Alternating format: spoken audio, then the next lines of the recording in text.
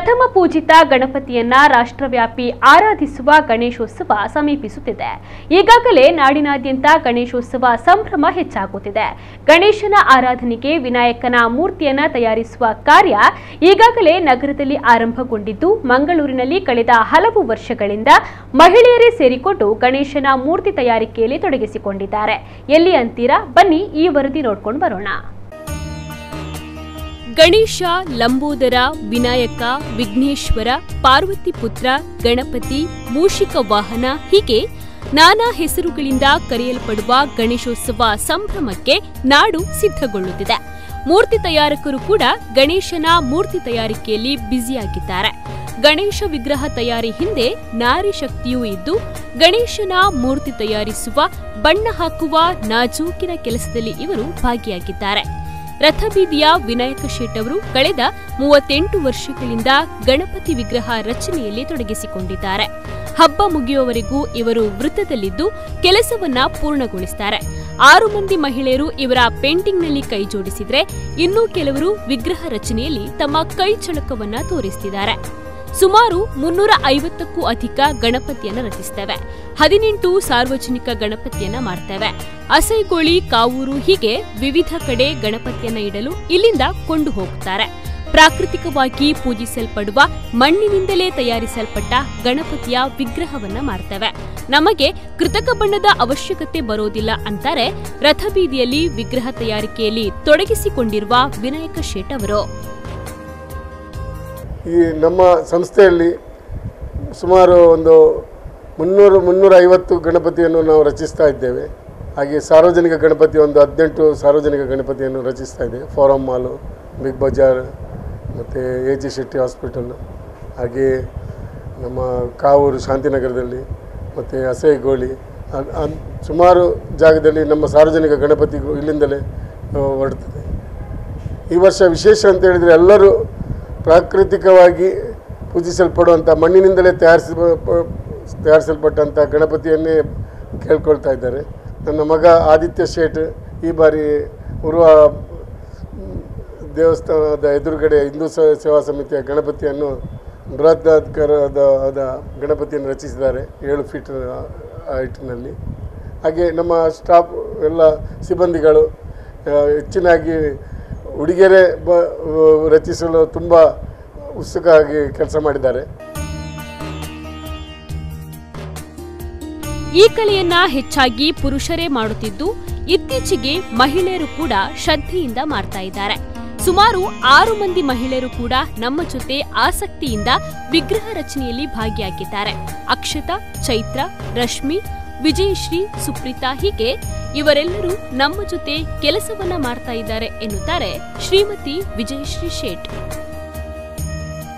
ಇವರದ್ದು ನೋಡಿ ಎಲ್ಲ ನಾವು ಹೆಲ್ಪ್ ಮಾಡೋದು.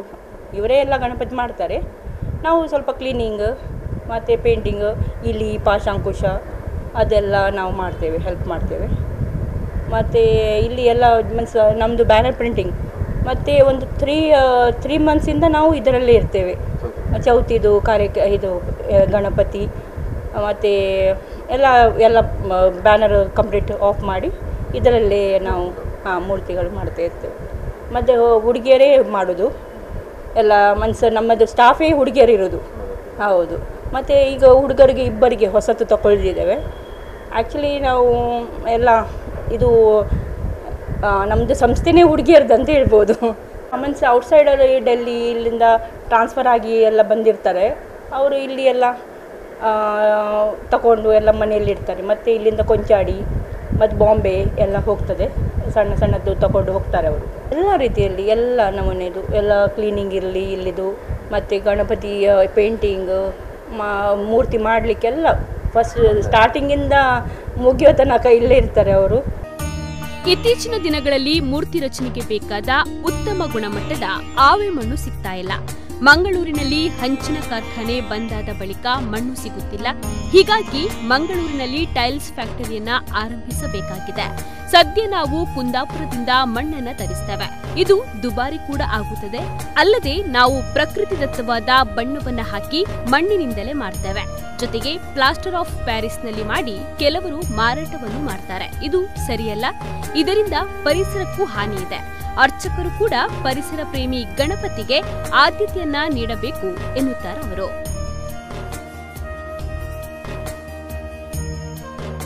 ಬರುತ್ತಾ ಬರುತ್ತಾ ನಮ್ಮ ಮಂಗಳೂರಿನಲ್ಲಿ ಹಂಚಿನ ಕಾರ್ಖಾನೆ ನೆನೆಗುದಿಗೆ ಬೀಳ್ತಾ ಇದೆ. ಮಣ್ಣು ನಮಗೆ ಸಿಗೋದು ಭಾರಿ ಕಷ್ಟಕರ ಆಗ್ತಾ ಇದೆ. ಅದರಿಂದಾಗಿ ಸರ್ಕಾರವು ಈ ಟೈಲ್ ಫ್ಯಾಕ್ಟ್ರಿಯನ್ನು ಪುನರುತ್ಥಾನ ಮಾಡಲು ಆಲೋಚನೆ ಮಾಡಬೇಕಂತೇಳಿ ಈ ಪರವಾಗಿ ನಾನು ಕೇಳ್ಕೊಳ್ತಾ ಇದ್ದೇನೆ. ಮಣ್ಣು ಫ್ಯಾಕ್ಟ್ರಿ ಕಾರ್ಖಾನೆಯನ್ನು ಹೆಚ್ಚಿನ ಉತ್ತೇಜನ ಕೊಟ್ಟು ಅದನ್ನು ಪುನರುತ್ಥಾನ ಮಾಡಬೇಕಂತೇಳಿ ಈ ಮೂಲಕ ನಾನು ಸರ್ಕಾರಕ್ಕೆ ಬೇಡಿಕೆ ಇಡ್ತಾ ಇದ್ದೇನೆ. ಇದೀಗ ನನಗೆ ಮಣ್ಣು ಕುಂದಾಪುರದಿಂದ ಬರ್ತಾ ಇದೆ. ತುಂಬ ದಿನದ ವರ್ಷ ಹೋದಾಗೆ ತುಂಬ ಕಾಸ್ಟ್ಲಿ ಆಗ್ತಾ ಉಂಟು. ಇಲ್ಲಿಯೂ ಕೂಡ ಮಂಗಳೂರಿನಲ್ಲಿ ಪ್ಲಾಸ್ಟರ್ ಪ್ಯಾರಿಸ್ ಗಣಪತಿಯನ್ನು ತಂದು ಮಾರುವವರು ತುಂಬ ಜನಗಳಾಗಿದ್ದಾರೆ. ಹಾಗೆ ಮಾಡಿದಲ್ಲಿ ನಮ್ಮ ಈ ವೃತ್ತಿಗೆ ತುಂಬ ಪೆಟ್ಟು ಬೀಳಲಿದೆ.